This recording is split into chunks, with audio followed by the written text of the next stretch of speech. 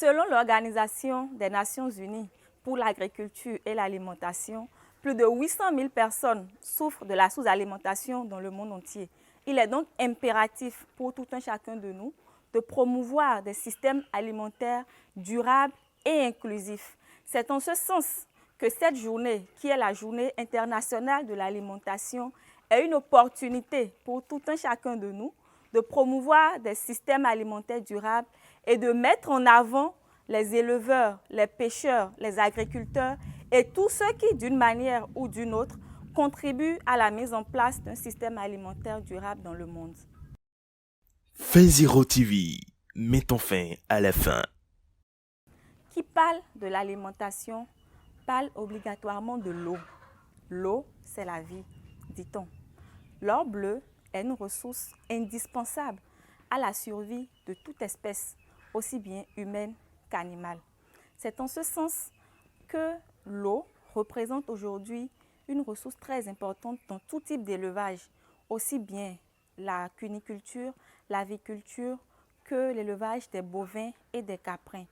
Aujourd'hui, quand nous prenons une exploitation animale, l'eau contribue non seulement à la santé de l'animal, l'eau contribue à leur alimentation et l'eau contribue également à maintenir une bonne hygiène au sein de l'exploitation animale.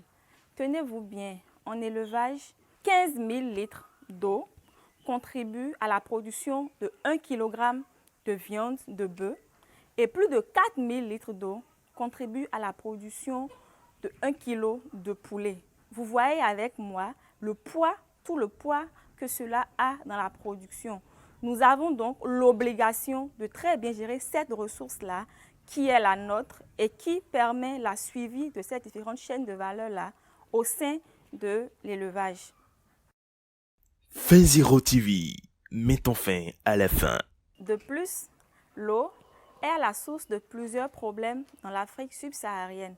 Aujourd'hui, quand nous prenons les éleveurs de bœufs, ils ont de la difficulté à alimenter et à abreuver convenablement leur cheptel, ce qui entraîne le phénomène de transhumance et génère tout type de conflit, aussi bien en milieu rural qu'en milieu périurbain.